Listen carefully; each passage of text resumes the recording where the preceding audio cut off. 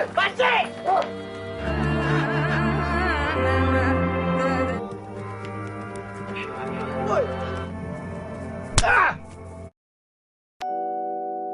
semuanya, dimanapun kalian berada, bagaimana kabarnya? Di video kali ini saya akan membagikan sebuah alur cerita film Indonesia yang disutradarai dan ditulis langsung oleh Teddy Suryatmaja.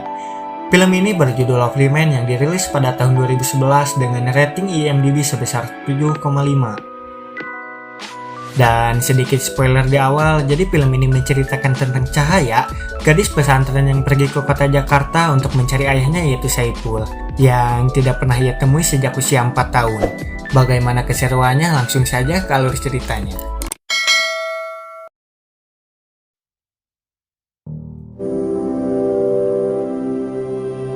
Film diawali dengan memperlihatkan kondisi malam hari di sebuah pesisir kota di Jakarta. Terlihat ada seseorang dengan wajah babak belur sambil membawa sepasang high heel dan sebuah wigs di tangannya. Dan kita akan berfokus pada peran utamanya yang bernama Cahaya. Cahaya adalah gadis pesantren yang pergi ke Jakarta untuk mencari ayahnya yang sejak berumur 4 tahun belum pernah ia temui sama sekali. Dengan menggunakan kereta dan berbekal secuil kertas bertuliskan alamat rumah dan sedikit uang, ia pun nekat pergi sendirian. Di tengah perjalanan, Cahaya sempat muntah-muntah yang bisa kita simpulkan bahwa ia tak terbiasa bepergian jauh. Waktu pun telah menunjukkan pukul 6 sore. Cahaya pun bergegas ke sebuah kamar mandi dan tak lupa ia mengecek uangnya yang semakin menipis.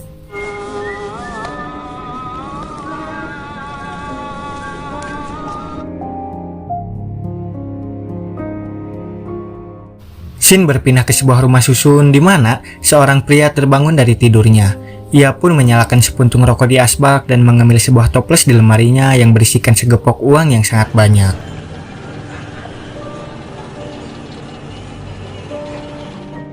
Di sisi lain, Cahaya pun langsung pergi ke alamat yang dituju. Di perjalanan, Cahaya menikmati keberadaannya di kota. Ia melihat dengan kagum sekelilingnya, gedung-gedung tinggi, perkantoran di mana-mana. Juga bisa kita simpulkan ia baru pertama kali datang ke Jakarta. Ketika sedang di perjalanan, Cahaya ditelepon ibunya yang menanyakan keberadaannya. Yang mana Cahaya pergi ke Jakarta tanpa sepengetahuan ibunya karena ia sangat ingin bertemu dengan ayahnya sendiri yang sejak kecil ia tidak pernah kenal. Ibunya pun sempat melarang karena tak mau melihat anak semata wayangnya kecewa setelah melihat sosok sang ayah. Namun Cahaya pun bilang, "Ya kalau misalkan nanti bapak mengecewakan ayah, ya biar ayah sendirilah yang tanggung resikonya, Bu." Sampai ia di sebuah warung. Di sana ia langsung menanyakan kepada si penjaga warung alamat di secuil kertas tadi. Namun si penjaga warung itu tak mengetahui alamatnya. Cahaya juga melihat sebuah korek api yang akhirnya dia beli untuk diberikan kepada ayahnya. Cahaya pun pergi ke warung yang lain dan menanyakan alamat yang ia tuju. Cahaya berkata, apakah benar ini rumah susun sejahtera? Ia sedang mencari bapaknya yang bernama Pak Saipul. Namun si penjaga warung itu tak mengenalnya. Yang ia tahu hanyalah si Ipuy. Ah, si Ipuy. Ada perlu apa kok? Saya anaknya. Dengan terheran-heran, si penjaga warung itu pun menunjukkan sebuah rusun. Dan Cahaya pun bergegas ke sana. Ia pun masuk ke rumah susun itu. Ia mencoba mengetuk pintu rumahnya tetapi tidak ada yang menggubris. Tiba-tiba saja tetangga sebelahnya datang dan bilang bahwa Ipuy sudah pergi kerja dan menanyakan siapanya si Ipuy. Lantas Cahaya pun menjawab, "Kamu siapa?" "Saya anaknya." "Hah?" Dengan terheran-heran si ibu itu pun menunjukkan Cahaya tempat lokasi di mana Ipuy bekerja dan Cahaya pun berangkat ke sana. Di sebuah jembatan layang di pinggir jalan, ada beberapa waria yang sedang mangkal dan mencari pria hidung belang di sana. Tiba-tiba saja datang sebuah mobil berisikan preman dan langsung menanyakan keberadaan si Ipuy. Lantas si waria itu pun menjawab bahwasanya si Ipuy sudah tak mangkal lagi di sana. Mendengar jawaban itu, si preman itu pun pergi.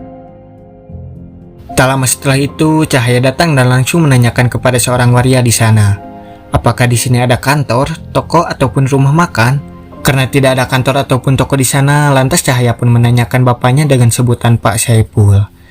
Namun, lagi-lagi waria itu tak mengetahuinya. Tapi pas Cahaya tanya dengan sebutan si Ipuy, ia pun menunjuk ke seorang waria di sana.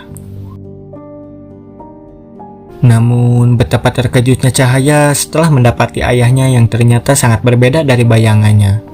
Cahaya pun perlahan mendekati Ipuy dan mencoba menghadapi kenyataan yang pahit. Karena ternyata sosok sang ayah yang didambakannya selama ini adalah seorang waria. Walaupun dari awal ia sudah meyakinkan dirinya akan menanggung semuanya sendiri jika menemukan kekecewaan, namun bertemu dengan sang ayah yang ternyata seorang waria adalah hal terakhir yang bisa Cahaya pikirkan. Karena tak tahan, Cahaya pun menangis dan langsung berbalik badan pergi dari sana dengan hati yang amat sakit. Ipuy yang ngeh itu pun menanyakan kepada temannya. Tadi siapa cewek nyariin gue? Karena penasaran lantaran menanyakan dirinya dengan sebutan Pak Saipul, ia pun langsung mengejar dan mencarinya. Woi! Siapa lo? Cari-cari gue. Cahaya saat itu sempat tak menjawab siapa dirinya, tetapi setelah dipaksa dengan nada tinggi, akhirnya ia pun mengakuinya. Cahaya. Ipuy yang mengetahui itu adalah anaknya kaget bukan main. Ia pun menanyakan Cahaya ke sini dengan siapa, naik apa, dan di mana ibunya. Cahaya pun menjawab bahwasanya ia ke sini sendirian naik kereta dan tak bilang-bilang ke ibunya. Lalu Cahaya juga memberikan korek api yang ia beli sebelumnya. Karena efek masuk angin dan belum makan, Cahaya pun muntah-muntah. Lantas Ipuy pun mengajak Cahaya ke sebuah warteg. Di sana mereka pun berbincang banyak. Ipuy pun melontarkan beberapa pertanyaan seperti menanyakan sekolahnya, pekerjaan, dan lain-lain.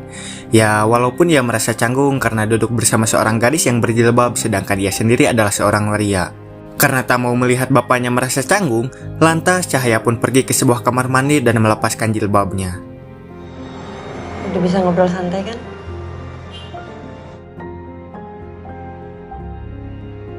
Setelah makan, Ipuy pun berniat untuk mangkal lagi. Ia pun menyuruh Cahaya untuk pulang dan tak lupa ia juga memberi sedikit uang untuk ongkosnya. Dan Ipuy pun pergi dari sana menggunakan ojek.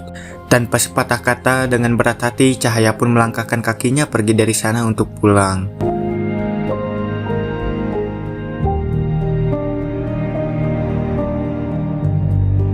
Ketika ia sedang mangkal, preman tadi datang lagi untuk mencari si Ipuy.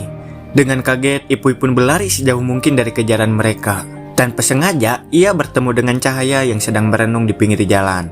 Karena merasa kasihan, ia pun berniat menemani Cahaya semalaman dengan syarat Cahaya harus berjanji bahwasanya ia tak boleh bertemu lagi dengan ayahnya sendiri dan tak boleh mencarinya lagi.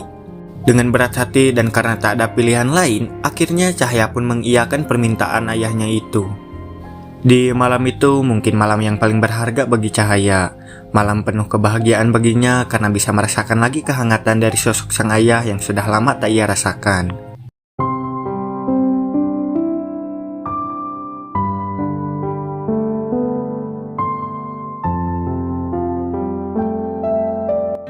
Ipuy juga mengajak Cahaya ke sebuah pameran yang tak jauh letaknya dari sana. Ketika di pameran, ada seseorang yang terus memperhatikan dia.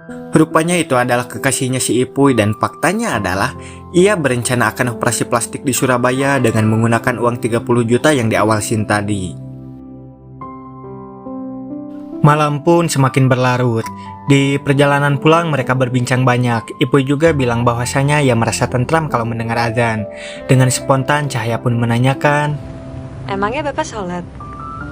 Ipuy pun menjawab kalau ia bahkan sudah lupa dengan gerakan-gerakannya. Ipuy pun balik nanya ke Cahaya dengan pertanyaan tersebut. Cahaya pun menjawab, masa iya sih Pak anak pesantren gak sholat? Dengan spontan, Ipuy pun bilang, Jilbab dibuntingin. Mendengar itu, Cahaya pun kaget dan mengakui semua bahwasanya ia sedang mengandung anaknya yang berumur 8 minggu dan berniat akan menggugurkannya. Namun, Ipuy memberikan nasihat kepada Cahaya bahwa tak ada yang harus ditakutkan dan Cahaya harus bilang ke ibunya bahwa ia sedang hamil. Dan menyuruh Cahaya agar Cahaya jangan pernah kabur dari masalah. Ipuy juga bercerita masa lalunya bahwa ia meninggalkan ibu Cahaya karena tak mau melihatnya malu karena ia bekerja sebagai kuli di siang harinya dan menjadi waria di malam harinya. Obrolan demi obrolan pun membuatnya dekat bak layaknya anak dan seorang bapak.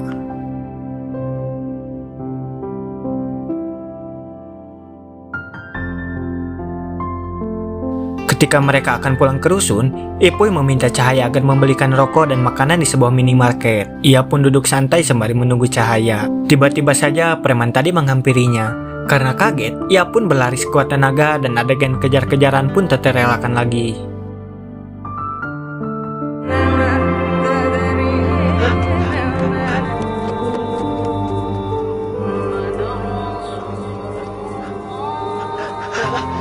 Namun naas, ia pun harus terkepung di sebuah gang gelap. Lantas si preman itu pun menghajar Ipuy sampai babak belur dan menggadabahnya. Dan faktanya adalah uang 30 juta yang buat oplas itu didapat dari hasil mencuri dari pelanggannya, yaitu si preman tadi. Preman itu juga bilang bahwasanya Ipuy harus mengembalikan uangnya dalam waktu 1 hari. Kalau tidak, ia tak segan-segan untuk membunuhnya. Lantas, ia pun pulang dengan keadaan babak belur sambil membawa sepasang high heel dan sebuah wigs yang di awal scene tadi sudah diperlihatkan.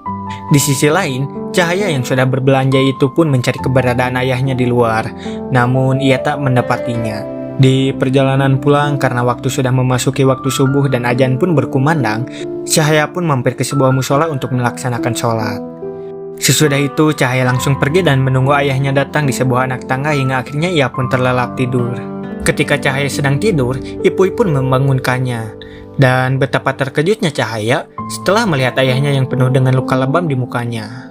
Cahaya pun langsung mengobati luka ayahnya. Tak lupa ia juga membereskan rumah ayahnya yang begitu berantakan hingga akhirnya terlelap tidur.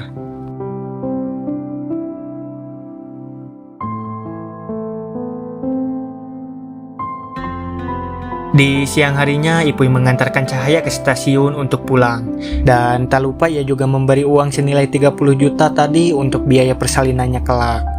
Dan sesuai perjanjian, Cahaya juga jangan mencari ayahnya lagi sampai kapanpun.